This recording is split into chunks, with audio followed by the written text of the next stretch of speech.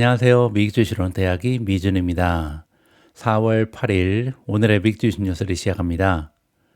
오늘도 변함없이 미국 주식 투자의 정석을 지키고 있는 미준에 오신 것을 환영합니다. 어제는 제가 시간에 쫓겨 방송 녹화를 진행하느라 미처 말씀을 못 드렸는데요. 제가 어제 미준 댓글창을 보면서 솔직히 좀 놀랐습니다. 왜냐면 지난 목요일, 금요일 이틀 연속으로 미국 증시가 무려 10% 가까이 폭락했잖아요. 그래서 역사적으로 4번밖에 없었던 정도의 끔찍한 장세가 이어졌습니다. 그래서 월요일 날 솔직히 걱정을 많이 했거든요. 미준 댓글창에 좀 울상을 지으시는 분들이 많이 계시겠구나. 굉장히 좀 분위기가 험악해지겠구나 이렇게 생각을 했는데요. 의외로 굉장히 긍정적이고 희망적인 분위기가 넘치더라고요. 그래서 개인적으로 좀 놀랬습니다. 이렇게까지 댓글창이 깨끗할 줄이야 이렇게 상상을 못 했거든요. 몇 분의 댓글을 잠깐 보여드리면요. 여기 월하 미인님께서 달빛 아래의 미인님께서 이런 댓글을 남겨주셨는데요. 오늘 방송도 감사히 시청하겠습니다. 코로나 폭락장 때 그리고 금리 인상으로 대세 하락장 때 미주님 방송 보면서 이 악물고 견딘 지난 날이 생각나네요. 이번 하락도 우리 미주은 가족분들 잘 참고 견디시길 바랍니다. 라고 긍정적인 에너지를 공유해 주셨습니다. 제가 이 글을 읽으면서 느낀 점은요. 미준 방송이 이제 5년 차잖아요. 그래서 함께 해주신 분들의 내공도 그동안 많이 쌓여왔구나. 우리가 좀 지나치게 자주 찾아오는 하락장에 익숙해지면서 이제는 이런 폭락장에도 견딜 수 있는 맵집이 생긴 투자자분들이 많이 계시구나라고 굉장히 좋은 인상을 받았습니다. 이 방송을 함께 해주시는 모든 분들 이번 하락 장세도 슬기롭게 이겨내셨으면 하는 바람을 가져봅니다. 자, 그러면 4월 8일 보내드리는 오늘의 빅주식 뉴스 바로 시작합니다. 오늘도 어제 미국 증시 시황부터 정리하도록 하겠습니다. 어제는 아마 미존 패밀리 분들께서는 그렇게 좋지 않은 장세라고 느끼지 못하셨을 것 같습니다. 왜냐하면 전반적으로 하락한 종목이 더 많았음에도 불구하고 녹색이 군데군데 보이는데요. 대부분의 목색이 다 AI 수혜주입니다. 엔비디아라든지 브로드컴, 팔란티어, 아마존, 메타 이렇게 인공지능을 대표하는 종목들만 상승을 했기 때문에 미존 포트폴리오에는 긍정적인 영향이 있었다 이렇게 보시면 되죠. 하지만 전반적으로 하락한 섹터가 훨씬 더 많았고요. 시장의 폭 역시도 추가적으로 좁아지는 좋지 않은 추세가 어제 하루도 이어졌습니다. 실제로 S&P 500의 마켓 폭을 보시면요. 지금 선이 여기까지 떨어졌습니다. 그 얘기는 6.95까지 하락을 했다는 얘기인데요. 지금 현재 S&P 500을 이루는 500대 기업 중에 상승 추세에 있는 종목이 7% 이하로 떨어졌습니다. 그렇게 되면요. 옆으로 쭉 와서 보시면 지난 1년간은 이렇게까지 마켓 폭이 좁아진 적이 한 번도 없었죠. 그럼 기간을 좀 바꿔보겠습니다. 2년으로 바꿔도 마찬가지죠. 여기 가장 좁아졌을 때가 보니까 8.6이었거든요. 따라서 지난 2년 동안 이렇게 7 이하로 시장의 폭이 떨어진 적은 단 한 번도 없었습니다. 자, 그러면 기간을 5년으로 한번 넓혀보죠. 자, 5년간의 상황을 보시면 여기 그 이하로 떨어진 적이 있었죠. 언제였냐면요. 2022년 9월 23일이었습니다. 그때 시장 폭이 5 이하까지 떨어졌죠. 자, 그런데 여러분들 기억하실 겁니다. 2022년 9월이면요. 베어마켓의 바닥이죠. 따라서 이때는 시장의 폭이 이렇게 극적으로 좁아지는 걸 보고 겁을 먹지 말고 주식을 매수해야 되는 시기였다. 이렇게 보시면 되겠죠. 그때는 2번이나 바닥을 찍었습니다. 여기 한 번이 더 있었죠. 시장의 폭이 무려 1.98까지 떨어졌었고요. 그리고 나서 다시 한번 5 이하까지 떨어지면서 시장이 하락장을 끝내는 준비를 하고 있었다. 이렇게 보시면 되겠죠. 조금만 더 기간을 넓혀볼까요? 10년으로 보면 여기 끔찍한 상황이 한 번 더 있었죠. 1.19까지 떨어졌는데요. 이때는 2020년 3월 20일, 즉 코로나의 바닥이었습니다. 자, 이렇게 시장의 폭이 극적으로 좁아진다는 것은요. 시장이 바닥을 다지고 있다는 긍정적인 신호로 해석이 가능합니다. 자, 다음에는 공포 지수인데요. 빅스가 지금 어제 약간 떨어지긴 했는데요. 뭐 그럼에도 불구하고 아직까지는 40 이상까지 올라가 있습니다. 43.43을 찍고 있는데요. 지금 현재 이 차트는 2015년부터 2025년이니까 10년 차트입니다. 지난 10년간 이 수준까지 올라온 것은 여기가 유일하죠. 즉 2020년 코로나 장세를 제외하고는요, 공포지수가 이렇게까지 치솟은 적이 없었다. 따라서 공포지수 역시도 지금은 주식시장을 떠날 때가 아니라 바닥이 다가왔으니까 조금만 더 견뎌라, 이런 긍정적인 메시지를 우리에게 전달해주고 있습니다. 다음에는 공포 탐욕 지수인데요. 공포 탐욕 지수가 지금 3까지 떨어졌습니다. 제 기억에 3까지 떨어진 것은 정말 오래간만에 보는 것 같거든요. 따라서 시장에서 지금 공포 탐욕 지수 역시도 전례 없이 낮은 수치를 기록하면서 바닥이다라는 신호를 우리에게 던져주고 있다. 이렇게 역설적으로 해석이 가능합니다. 자, 오래간만에 초이스 스탁의 마켓 스코어인데요. 마켓 스코어가 무려 26까지 떨어졌습니다. 저는 초이스 스탁의 마켓 스코어가 26까지 떨어지는 것은 거의 처음 보는 것 같습니다.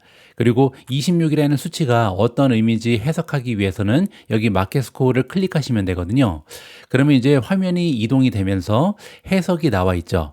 불안감이 시장에 퍼져 있는 상태다. 따라서 우량 종목을 중심으로 신중하게 선별해서 매수하는 전략이 효과적이다. 자, 따라서 초이스 스탁에서도 같은 메시지를 우리한테 던져주고 있죠. 지금은 불안감이 넘치기 때문에 오히려 주식을 매수해야 되는 줍줍의 시기다라는 것을 다시 한번 여러 가지 지표를 통해서 재확인해 볼 수 있었습니다. 미주온 탑픽의 성적을 살펴보도록 하겠습니다. 어제는 미주온 탑픽이 선전했는데요. 크레드 테크놀로지가 7.84% 올라가면서 가장 좋았고요. 두 번째로 셀레스티카가 플러스 6.41, 이노데이터 플러스 6.21, 브로드컴 플러스 5.37, 팔란티어 플러스 5.17, 텔렌에너지 플러스 4.97, 비스트라 플러스 4.71, 엔비디아 플러스 3.53, 아마존 플러스 2.49, 메타 플러스 2.28, 우버 플러스 1.58, 알파벳이 0.79% 올라갔고요. 비트코인이 횡보했습니다. 79,170에 가 있고요. 나머지 종목은 하락했는데요. TSMC가 0.43% 소폭으로 떨어졌고요.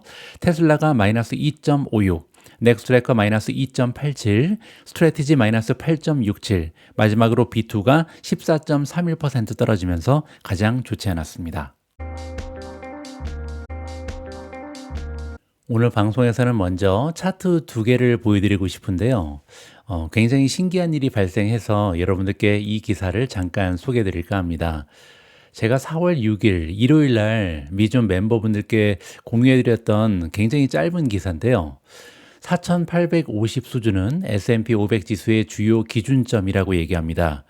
여기 보시면요, 코로나19 이후에 급등한 이후 2021년 시장의 정점이 4,850이었다.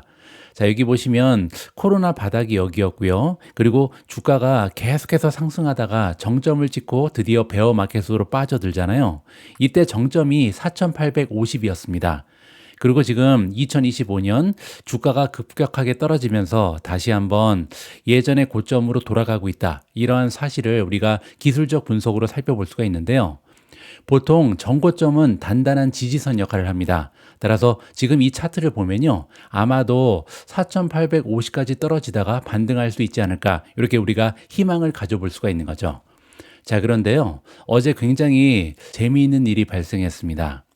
어제 주가가 5,062로 마감이 됐는데요. 사실상 초반에는 급격하게 하락했습니다. 여기 보시면요, 아침 10시 정도에 보면 4,853까지 떨어졌잖아요. 4,850, 여기 나와 있는 바로 이 지지선 역할을 하는 그 수준이죠. 따라서 어제 주가가 여기까지 떨어지고 드디어 지지선에서 반등하는 모습을 보여줬다. 이렇게 기술적으로 우리가 분석이 가능합니다. 자, 그런데요, 4,850은 시장의 5년 상승 추세선이 작용하는 지점이라는 점에서 중요한 기준점이기도 하다. 이런 메시지가 던져지는데요. 자, 이게 무슨 얘기냐면 여기 저점이 두 개 있잖아요. 첫 번째 저점은 2020년 코로나 저점이고요. 두 번째 저점은 2022년 베어마켓의 저점입니다. 그리고 이 베어마켓 두 개의 저점을 이어서 위로 쭉 올라오면요. 여기가 바로 4,850이 다시 한번 형성이 되거든요. 따라서 아까 우리가 예전에 2021년에 고점하고도 맞아떨어지는 4,850이 굉장히 중요한 기술적인 지점이었다. 이 부분을 확인해 볼 수가 있는 거죠. 자, 따라서 어제 미국 증시가 4,850의 장중에 저점을 찍고 상승하는 추세를 보이는 것은요, 굉장히 중요한 의미가 있습니다. 다시 얘기해서 중기적인 관점은 아니지만 단기적으로는 어제가 바닥이 아니었을까, 이러한 희망을 우리가 가져볼 만합니다. 다음으로 준비된 기사는 미국 증시에 대한 전망입니다. 오늘 우리가 함께 들어볼 미국 증시 전망은 켄 피셔가 얘기하고 있는데요. 저는 개인적으로 켄 피셔라는 투자자를 굉장히 좋아합니다. 이분이 저술하신 책만 한 대여섯 권 정도를 읽었거든요. 그리고 혹시 여러분들 켄 피셔가 왜 유명해졌는지 알고 계신지 모르겠습니다. PSR이라는 것을 처음으로 사용한 투자자로 유명한데요. PSR은 Price to Sales Ratio인데요. 여기에 대해서 잠깐만 소개를 드리면 예전 같은 경우는요, 보통 성장주에 투자하는 사람이 굉장히 적었습니다. 워렌 버핏 같은 경우는 사실상 순이익을 내지 못하는 기업은 쳐다도 보지 않잖아요. 그런데 이제 켄 피셔가 성장주 투자의 대가거든요. 그리고 성장주 중에는요, 이 잠재력이 굉장히 적으면서 과대평가되어 있는 투자하면 안 되는 성장주가 있고요. 견실한 성장주가 있습니다. 근데 이 두 기업을 분간하기가 굉장히 어렵죠. 왜냐하면 성장주들은 대부분 순이익이 없거나 굉장히 적죠. 따라서 PER을 사용하게 되면 견실한 성장주와 이 부실한 성장주를 구별하기가 어렵습니다. 그래서 켄 피셔가요, 그러면 매출과 비교를 하면 되지 않는가. 그래서 프라이스 투 셀즈 레이시오는요, 1년간 해당 기업이 만들어내는 매출에 지금 시가총액이 몇 배 정도 올라가 있는가. 따라서 PSR이 굉장히 적으면요, 이 기업이 적자에서 흑자로 전환하거나 아니면 이제 마진이 향상되게 되면 굉장히 적절한 밸류에이션을 받으면서 주가가 급등할 가능성이 높다. 이렇게 우리가 기대를 해볼 수 있는 겁니다. 지금 현재 미준 탑픽의 PSR이 어떤지 잠깐 보여드리죠. 자, 여기 나와 있습니다. 미준 탑픽 중에 PSR이 가장 낮은 종목은 셀레스틱입니다. 셀레스틱 같은 경우는 PSR이 0.81이거든요. 그 얘기는 뭐냐면 지금 현재 시가총액보다 1년간 만들어내는 매출이 더 많다는 겁니다. 따라서 셀레스티카가 마진이 좋아진다면 PSR은 지금 PER이 굉장히 낮을 수 있다는 것을 역설적으로 보여준다. 자, PER이 지금 13.7배잖아요. 하지만 이 13.7배는 오히려 더 좋아질 수 있다는 거죠. 그만큼 매출에 비해서는 시가총액이 굉장히 적다는 것을 우리가 확인해 볼 수가 있고요. 두 번째로 저렴한 종목은 비스트라 에너지, VST가 1.96에 불과합니다. 따라서 1년간 만들어낸 매출에 2를 곱하면 시가총액이 나오는 거죠. 따라서 마진이 향상된다면 굉장히 저렴한 수준이다. 이렇게 볼 수가 있는 거고요. 세 번째는 넥스트래커입니다. 넥스트래커는 2.00, 따라서 매출에 2를 곱하면 시가총액이 나오게 되는 거고요. 네 번째는 아마존입니다. 아마존 같은 경우는 2.81까지 PSR이 떨어져 있고요. 다섯 번째로 우버는 3.08, 탈렌에너지가 4.56, 구글이 5.12, 그 밖에도 이노데이터가 5.13이고요. 메타가 7.77로 비교적 저렴한 PSR을 자랑합니다. 자, 그리고 보시면 테슬라 같은 경우도 7.84로 나쁘지 않거든요. 따라서 테슬라의 마진이 좋아진다면 지금 현재 PER 기준으로는 굉장히 비싼 주식이죠. 여기 나와 있는 것처럼 PER이 포워드로 92배가 넘거든요. 하지만 만약에 테슬라의 마진이 향상된다면 지금 매출 수준에 봤을 때는 시가총액이 엄청나게 높진 않기 때문에 향후에 PER이 향상될 수 있는 여지가 남아있다. 이러한 식으로 분석이 가능합니다. 자, 다시 본론으로 들어가서요. 자, 그러면 PSR을 창시한 켄 피셔는 지금 현재 시장의 전망을 어떻게 보고 있는지 이분의 목소리에 귀를 기울여 보도록 하겠습니다. 억만장자 투자자 켄 피셔는 월요일 날 트럼프의 어리석은 관세 정책이 실패할 것이다 라고 얘기했고요. 따라서 지금부터 주식시장이 회복할 가능성이 있다. 이렇게 긍정적인 희망적인 메시지를 전달했습니다. 트럼프가 수요일에 발표한 것은 어리석고 잘못되었으며 오만하고 극단적이며 무지한 무역 정책이고 잘못된 도구를 사용해서 문제가 아닌 문제를 다루고 있다. 자, 문제가 아닌 문제를 다루고 있다는 것은 뭐냐면요. 사실 지금 현재 미국의 그 경제 상황은 전 세계적으로 가장 좋거든요. 유럽이라든지 아시아의 다른 국가에 비해서 견실한 경제 성장을 이루고 있는 것이 바로 미국이었는데 문제가 없는데도 갑자기 이 문제를 해결하기 위해서 여러 가지 조치를 취하는 것이 트럼프다. 이렇게 지금 비꼬고 있는 거죠. 그러나 제가 보기에는 이 정책은 곧 사라지고 실패할 것이고 두려움은 실질적인 문제보다 더 크다라고 생각을 밝히고 있습니다. 따라서 결론적으로 지금부터 보면 낙관적이다. 투자 자문회사인 피셔 인베스먼트의 설립자 켄 피셔는요. 모든 수입품에 대해 10%의 기본 관세를 부과하고 특정 국가에 대해서는 더 높은 관세를 부과하는 트럼프 정책은요. 법원 그리고 의회에서 모두 도전을 받을 것이기 때문에 성공할 가능성이 낮다라고 얘기했습니다. 이게 무슨 얘기인지는 조금 이따 설명이 나와 있고요. 그리고 또한 세관이 이를 관철할 능력이 없다라는 것을 지적하고 있습니다. 그가 한 일의 대부분은 여러 가지 이유로 실제로는 일어날 수 없다라고 주장하는데요. 일단 미국의 세관은 그것을 처리할 능력이 없다. 지금 너무나 복잡하게 계산을 하고 지금 무역 적자를 없애기 위해서 세율을 조절하고 있는데요. 이렇게 해도 처리할 수가 없다는 거죠. 그리고 또한 법원의 도전은 강력할 것이다. 미국의 법원이 가만히 있지 않을 것이다. 이렇게 얘기하는 거고요. 또 한 가지, 공화당 의원들이 트럼프의 관세를 재빨리 통제하지 못한다면 중간 선거가 얼마 남지 않은 지금 올 가을에 시작될 선거 캠페인은 그들에게 피바다가 될 것이다. 자, 따라서 지금 현재 공화당을 지지하는 사람들의 숫자가 계속해서 줄어들고 있잖아요. 따라서 공화당 의원들 입장에서는 트럼프를 통제하기 위해서 나설 것이다. 따라서 당 내에서 트럼프에 반대하는 의견이 높아질 것이다. 이렇게 정리가 가능할 것 같습니다. 트럼프의 관세에 대한 잠재적인 법적, 행정적 도전이 월요일 거래 섹션 동안 주식이 더 이상 하락하지 않은 이유일 수도 있다. S&P 500 지수는요. 월요일 초반에 잠시 하락장을 경험한 후 상승세를 이어나갔다. 아까 우리가 봤죠. 지지선에서 반등해버렸잖아요. 지난주 종합지수는 목요일과 금요일에 걸쳐서 10% 하락했다. 엄청난 하락세였습니다. 역사상 단 4번밖에 없었던 일이 다시 한번 발생한 거죠. 켄 피셔는 또한 관세 발표에 대한 주식시장의 반응이요. 정책 자체에 대한 이슈에 비해서 과대평가될 수 있다는 점을 지적했는데요. 이는 최근의 주가 하락이 이 이후에 강력한 랠리의 시작이 될 수 있음을 의미한다. 자, 이게 무슨 얘기냐면요. 보통 경제 상황이랑 주가는 같이 움직여야 되는데요. 지금 현재는 경제 상황의 문제에 비해서는 주가가 너무나 많이 떨어졌다는 겁니다. 따라서 과민하게 주가의 반응이 됐기 때문에 나중에 실제 상황으로 다시 올라가면서 반등이 가능하다. 이렇게 우리가 의미를 해석해 볼 수가 있겠죠. 문제보다 두려움이 더 클 수 있다.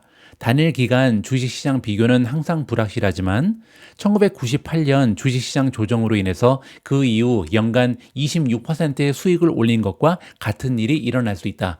1998년에도요, 경기 침체에 대해서 두려움이 굉장히 커지면서 주가가 많이 빠졌었는데, 그리고 나서 이제 시장이 정신을 차리고 26%나 연간 수익률을 올렸다. 이렇게 역사적인 사실을 지적하고 있습니다. 켄 피셔는요, 최근 월가에서 관세로 인한 시장 충격으로 인해서 주말 동안 자금 관리자들이 혼란에 빠진 것을 두고요, 대통령을 비판한 투자자 중에 한 명입니다. 또 한 명의 대가가 있는데요, 억만장자 투자자 빌 에크만이죠. 빌 에크만 또한 주말에 이렇게 얘기했습니다. 관세 정책의 시행으로 인해서 미국이 경제적인 핵 겨울에 접어들고 있고요. 트럼프가 기업 지도자들의 신뢰를 잃고 있다. 이렇게 얘기했습니다. 따라서 트럼프 입장에서는 어떠한 변화 조치를 취해야만 다시 한번 신뢰를 회복할 수 있다. 이렇게 얘기하는 거죠. 켄 피셔는요, 과거에 공화당 선거 자금을 지원한 적이 있습니다. 그는 또한 주식시장에서 한 정당이 반드시 다른 정당보다 낫다고 할 수 없다라고 말한 적도 있고요. 따라서 굉장히 객관적인 시각으로 시장을 보는 능력이 있는 투자의 대가다. 이렇게 우리가 켄 피셔의 의견을 높이 살 필요가 있다라고 개인적으로 생각합니다. 자, 이번에는 그냥 참고 삼아서요, 켄 피셔의 투자 수익률을 잠깐 살펴봤습니다. 켄 피셔가 투자하고 있는 탑 20의 수익률을 3년 동안 살펴봤더니요, 평균적으로 8.51% 올라갔고요. 그리고 탑 50의 수익률 역시도 8.35%로 비슷했습니다. 자, 그리고 지금 현재 켄 피셔가 투자하고 있는 종목 중에 탑 홀딩, 탑 15을 좀 살펴보겠습니다. 가장 많은 비중을 차지하고 있는 종목은 애플이고요. 전체 투자 자금의 5.91%를 애플에 투자하고 있고요. 두 번째는 엔비디아입니다. 5.25%, 세 번째는 마이크로소프트고요. 네 번째가 아마존, 다섯 번째 구글, 그리고 일곱 번째 TSMC가 있고요. 여덟 번째는 브로드컴, 그 밑에 월마트, JP모간, 12번째 CRM, 세일즈포스가 있고요. 가장 아래쪽에 15번째 메타가 보입니다. 따라서 캠피셔는 보시는 것처럼 성장주 그리고 테크주 위주로 투자하는 전문가 중에 한 명이다. 이렇게 우리가 그의 성향을 살펴볼 수가 있었습니다. 요즘 같은 시장 분위기에서는요, 사실상 지나치게 자극적인 컨텐츠가 넘쳐나기 때문에 조금은 긍정적인 소식에만 귀를 기울일 필요가 있습니다. 그런 의미에서 미중 방송에서는요, 조금은 긍정적인 뉴스만 선별해서 여러분들께 소개해 드리도록 하겠습니다. 이번에 함께 읽어볼 기사의 제목은요, 하락장이 두렵다면 이 차트를 살펴보라입니다. 자, 과연 어떤 차트가 우리의 마음을 좀 안정시켜 줄지 한번 살펴보시죠. 트럼프 대통령이 모든 무역 파트너에 대해서 기본 관세율 10%를 부과하고 미국이 무역 적자를 기록하고 있는 국가에 대해서는 최고 50%의 관세를 부과하겠다고 발표한 이후 목요일, 금요일에 S&P 500은 폭락했습니다. 월요일에도 개장 직후에는요, 매도세가 이어지면서 지수는 장 초반에 4% 더 하락했고요. 최근 고점 대비 20% 하락하는 것으로 정의되는 약세장 영역에 근접하기도 했습니다. 약세장이 그 유명한 베어마켓이죠. 따라서 S&P 500 기준으로도요, 거의 베어마켓 가까이까지 떨어졌다. 이렇게 보시면 됩니다. 월요일 오후 초반 S&P 500 지수는 2월의 최고치에서 약 19% 하락했죠. 그리고 나서 반등의 성공을 보이고 있습니다. 투자자들은 상황이 더 악화될 수 있다고 우려하고 있고요. 중국을 포함한 다른 국가들은 이미 보복 관세를 부과하고 있습니다. 이는 트럼프 대통령의 조치가 세계 경제를 크게 둔화시킬 수 있는 무역 전쟁의 서막이 될 수 있다는 신호로 해석이 가능하죠. 미국 내에서도요, 전면적인 관세로 인해서 인플레이션이 다시 시작되고 미국 소비자들이 위기에 처할 수 있다는 우려가 계속되고 있는 상황입니다.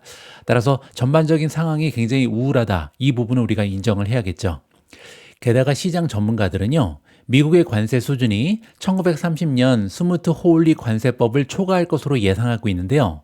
스무트 호울리 관세법은 경제학자들이 대공황의 원인으로 자주 언급하는 경제 정책입니다. 따라서 최악의 상황에는 우리가 다시 한번 대공황에 빠질 수 있다. 이렇게 지금 끔찍한 예언을 하는 거죠. 경제적 혼란의 시기가 왔을 때 그 순간은요, 재앙처럼 느껴질 수 있습니다. 그러나 잠시 멈춰서서 상황을 객관적으로 바라볼 필요가 있다라고 얘기하는데요. 여기 차트 하나를 소개하고 있습니다. 이 차트는 미국 주식시장의 역사적 성장을 나타낸 거고요. 1928년 이후, 그러니까 거의 100년간이죠. 1928년 이후 가장 심각한 5개의 베어마켓을 포함하고 있습니다. 그리고 여기에는 주식시장이 83%나 폭락했던 대공황 시기도 포함된다라고 소개해주고 있죠. 자, 여기 그래프는요, S&P 500 역사상 가장 커다란 베어마켓 5가지를 보여주고 있습니다. 여기 하나, 둘, 셋, 넷, 5개의 약세장이 표시가 되고 있죠. 자, 그런데 한 가지 굉장히 재미있는 부분은요, 이 중에서 가장 많이 주가가 떨어진 것은 1930년에서 1932년에 무려 83%나 주가가 떨어진 대재앙이 있었잖아요. 자, 그런데 그게 여기였습니다. 문제는요, 잘 보이지 않는다는 거죠. 그리고 그 다음에도 54%나 1937년에서 1938년에 떨어진 적이 있었는데요. 그거 역시도 표시가 안 됩니다. 자, 그리고 여기 보시면 1973년에서 74년에 48.2% 떨어진 것도 거의 표시가 되지 않고요. 최근에 들어서는 이제 슬슬 표가 나기 시작하는데요. 이 부분은 닷컴 버블입니다. S&P 500 기준으로 무려 49.1% 폭락했었고요.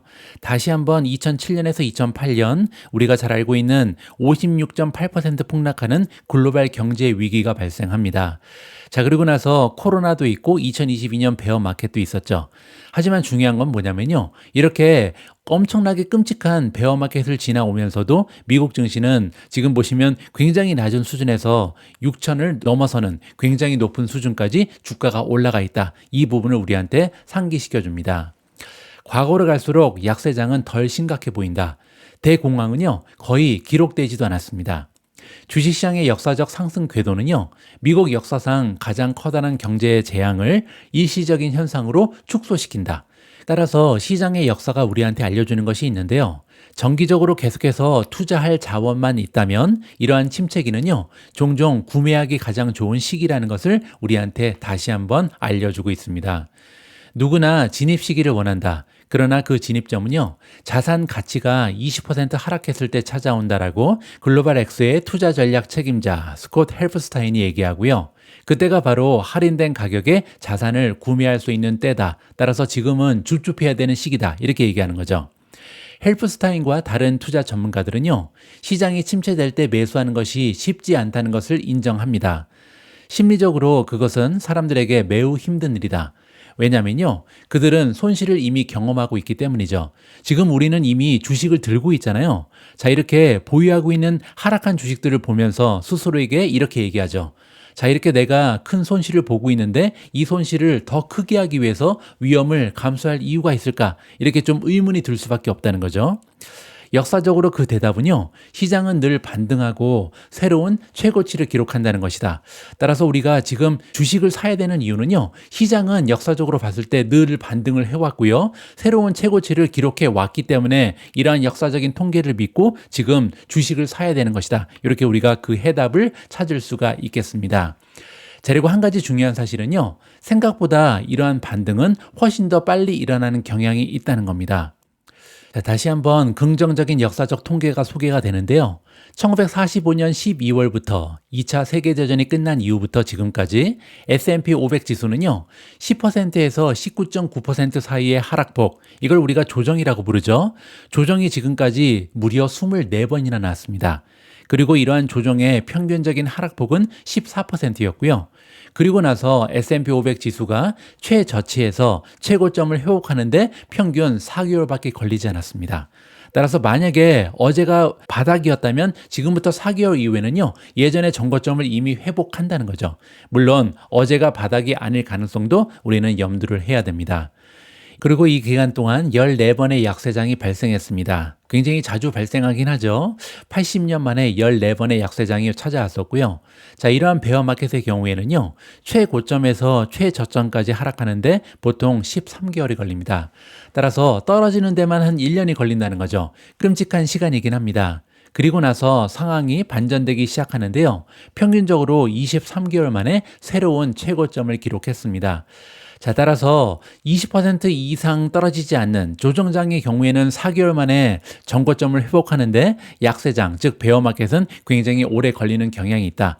자, 왜냐면요, 약세장은 보통 금리가 인상되거나 아니면 리세션이 찾아오기 때문에 발생하거든요. 따라서 이러한 경제적인 침체 때문에 발생하는 것이 보통 약세장이 있기 때문에 경제가 회복해야만 다시 한번 고점을 찍을 수 있다. 이렇게 우리가 유추를 해볼 수가 있는 거죠. 자, 어쨌든 과거 평균으로 볼 때 투자자들은요, 몇 년 동안 고통을 겪을 가능성도 있습니다. 이번 조정이 만약에 베어마켓으로 접어들면 그렇다는 거죠. 그리고 이는 주택 구입이나 임박한 은퇴 자금 마련과 같은 단기적인 목표를 달성하기 위해서 주식 투자에 의존하는 사람들에게는요, 분명히 나쁜 소식입니다. 한 2년 정도, 많으면 3년 정도까지도 굉장히 어려운 시기가 연장될 수 있잖아요. 하지만 많은 투자자들에게 은퇴와 같은 장기적인 목표는 수십 년이 걸린다. 여러분들이 만약에 40대다. 그러면 앞으로도 20, 30년 정도는 계속 투자를 해야 되잖아요. 저는 지금 50대 초반인데 저 역시도 앞으로 20년 정도는 투자를 지속적으로 할 계획입니다. 자, 따라서 이 기간 동안 몇 년간의 하락세는요, 상대적으로 작은 감자처럼 보일 수 있다. 눈에 잘 보이지도 않는다는 거죠. 불황기에도 꾸준히 주식을 구매한다면 투자에 지불하는 가격을 효과적으로 낮출 수 있고요. 장기적으로는 수익을 높일 수 있는 기회다. 이렇게 보시면 됩니다. 투자 전문가들은요, 은퇴할 무렵에는 지금까지 겪어왔던 최악의 시장이 위의 그래프에 나타난 단기적인 하락세처럼 보일 것이다. 자, 따라서 지금은 정말 끔찍하고 주가가 많이 떨어진 것처럼 느껴지지만 우리가 10년 이후에, 20년 이후에 지금 현재 시점을 바라보면요, 그때 주가가 왜 떨어졌더라? 이렇게 기억도 잘 나지 않고요. 그 폭이 굉장히 작은 것처럼 보일 것이다 라고 굉장히 좀 현명한 투자 조언을 해주고 있습니다. 자, 결론적으로 헬프스타인이라는 전문가는요, 장기적인 관점을 가지고 있다면 이러한 상황을 구매 기회로 여겨야 된다라고 투자 조언을 안겨주고 있습니다. 오늘 방송도 오늘의 미국 주식 영상으로 마무리하도록 하겠습니다. 우리가 함께 살펴볼 미국 주식 영상은요, 짐 크레이머의 주식시장 전망입니다. 자, 과연 CNBC 뉴스 호스트 짐 크레이머는 향후의 미국 증시에 대해서 어떠한 전망을 제시하는지 이번 더빙된 영상으로 한번 살펴보면 좋을 것 같습니다. 오늘 방송도 마지막까지 함께 해주신 모든 분들께 감사의 말씀을 드립니다. 자, 이렇게 분위기가 좋지 않을수록 여러분들 긍정적인 마음 자세 유지하시고요. 스트레스 쌓이지 않게 정신 건강 많이 관리하셨으면 좋겠습니다. 저는 내일도 희망적인 뉴스 가득 안고서 다시 여러분들께 찾아뵙겠습니다. 우리 모두가 미국 주식 투자를 은퇴하는 그날까지 다 함께 화이팅입니다. 행복한 하루 되세요. 감사합니다. 이번 주 게임 플랜을 짜기 위해 짐 크레이머가 전화로 함께합니다. 짐, 일요일 밤에 시간을 내주셔서 감사합니다. 너무한 상황이죠? 분명 너무한 일입니다. 하지만 지난 40년 동안 6번이나 이러한 매도세가 있었다는 것을 기억해야 합니다. 2007년과 2009년에 6년이 걸린 것을 제외하고는 큰 폭의 하락장이 있었고 그때마다 좋은 가격에 진입하려면 매우 빨리 매수해야 했습니다. 두 가지 시나리오 중 저는 첫 번째 시나리오라고 말하고 싶습니다. 저는 당황하지 않고 지금 손절해야 한다고 생각하지 않습니다. 현재 상태를 유지하는 것이 중요합니다. 투자클럽 뉴스레터에서 이에 대한 글을 쓰셨는데 제가 짐 크레이머의 글을 짐 크레이머에게 읽어드리려고 합니다. 수익 $220에 18배 배수를 기대하는 것이 합리적이라고 말씀하셨고 그러면 시장이 약 4천까지 하락할 수 있다고 하셨죠. 하지만 그 이상의 최악의 시나리오가 있을 수 있다는 점도 인정하셨습니다. 또 다른 시나리오도 있을까요? 네. 지금 가장 큰 걱정은 내일 바닥 낚시를 하려고 생각하는 분들일 텐데요. 아직 권하고 싶지 않습니다. 진짜 위험은 유럽이 대응할 수 있다는 것인데 역사적으로 보면 약 371 후에 그런 일이 발생하는 경향이 있습니다. 그때가 바로 매수를 시작하고 싶다면 준비를 해야 하는 순간이 될 겁니다. 내년 안에 자금이 필요하다면 매도를 고려해야 합니다. 그리고 마진이 있다면 위험을 고려할 때 계속 보유할 가치가 없을 수도 있습니다. 하지만 결국에는 시장이 안정될 것이라고 믿습니다. 대통령은 이 관세를 원하고 협상의 여지가 없습니다. 많은 부분이 피터 나바로가 영향을 미치고 있습니다. 피터는 중국과의 세계 무역 불균형이 시정되기를 원하고 있고 정말 말이 안 되는 것처럼 보이는 고율의 관세를 부과하는 모든 국가가 우리에게 물건을 보내는 중국의 배후 국가인 경향이 있습니다. 그래서 그 문제를 해결해야 합니다. 시장은 상처를 입을 겁니다. 타격이 없는 섹터를 찾는다면 미국 유틸리티입니다. 관세나 관련 압박에 직면하지 않았고 이자율이 하락 추세에 있기 때문에 이 분야가 강세입니다. 금리가 내려가고 있고 오늘 재무부 장관이 금리와 유가 모두 하락하고 있다고 말한 것은 좋은 지적이라고 생각했습니다. 하지만 문제는 주가 수익 비율도 내려가야 하고 이는 우리가 주식에 지불할 의사가 있는 금액에 영향을 미친다는 것입니다. 그리고 이것이 바로 지금 우리가 보고 있는 멀티플 축소입니다. 또한 향후 10일 동안 실적 발표가 시작되면 수익이 감소할 가능성이 높습니다. 네, 확실히 중요할 것입니다. 숫자뿐만 아니라 회사가 이미 수익에 대해 한 일의 대부분이 관세 또는 적어도 관세 발표 이전에 발생했기 때문에 회사가 말하는 것이 중요할 것이라고 짐작합니다. 그렇다면 지금 가장 주의 깊게 지켜보고 있는 것은 무엇인가요? 짐 크레이머의 관심 목록에서 1, 2, 3번은 어떤 것일까요? 먼저 이자율에 초점을 맞추겠습니다. 예를 들어 우량 담보물의 10년물 수익률이 3.5%로 떨어지면 모기지 금리도 내려갈 것입니다. 이렇게 되면 사람들이 미국 기업을 사면 괜찮겠지라고 생각하는 부차적인 효과가 발생할 수 있습니다. 저에게 가장 중요한 것은 관세에 노출되지 않은 미국 기업들인데 현재로서는 흥미로워 보입니다. 만약 과매도 되거나 부당하게 하락하더라도 이 정도 영향을 받아서는 안 되기 때문에 그런 기업들을 살펴보고 싶습니다. 두 번째는 망설이는 사람이 있는지 여부입니다. 주저하는 모습을 보인다면 누군가 나서서 관세의 영향을 받지 않는 미국 기업과 관세의 영향을 받는 비미국 기업에 집중하겠다고 말할지가 문제일 것입니다. 무역에서 상업으로 전환하는 것이 중요합니다. 상무부가 나서서 잠깐만요, 많은 기업이 베트남으로 이전했음에도 불구하고 베트남에 있는 기업들을 중국 제품을 운송하는 기업들과 똑같이 취급하고 있습니다. 라고 말해야 합니다. 상무부는 관세, 특히 대통령이 육류법을 통해 시행한 피터 나바로의 영향을 받은 관세에 대해 더 신중해야 합니다. 저는 먼지를 없애는 것이 아니라 미국 기업이 더 잘할 수 있도록 만드는 몇 가지 욕구를 보고 싶습니다. 그 이후에는 상황이 어디까지 안정될지 지켜보고 싶습니다. 다시 말하지만 유럽이 아직 회복되지 않았기 때문에 내일이 바닥이 아닐 수도 있다는 점을 염두에 두고 있습니다. 저는 S&P 목표치를 4,000으로 보고 있습니다. 와우. S&P 4천 한참 멀었네요. 23년 10월로 돌아갑니다. 제가 궁극적으로 강조하고 싶은 것은 코스를 유지해야 한다는 것입니다. 심지어 2007년 시장이 46% 하락했을 때에도 기존 방침을 유지하는 것이 합리적이었습니다. 정말 끔찍했죠. 하지만 2013년에는 다시 정상 궤도에 올랐죠. 만약 빠져나왔다면 놓쳤을 이익에 대해 생각해 보세요. 그러니 냉정하게 받아들이고 약간의 고통이 있을 것임을 인정합시다. 피할 수는 없습니다. 내년에 돈이 필요하다면 지금 팔아도 늦지 않다는 말은 아닙니다. 하지만 저는 시장의 재편성에서 오는 기회를 찾고 있습니다. 대규모 자금이 대형 해외 기업에서 계속 빠져나가 관세 문제가 없는 기업으로 이동하는 것을 보게 될 것입니다. 경기 침체가 올까요? 제가 굳이 말하지 않아도 모두가 그렇게 말할 것입니다. 하지만 저는 전략적으로 매수할 수 있는 수준이 있다는 것을 알고 있습니다. 패닉에 빠지면 안 됩니다.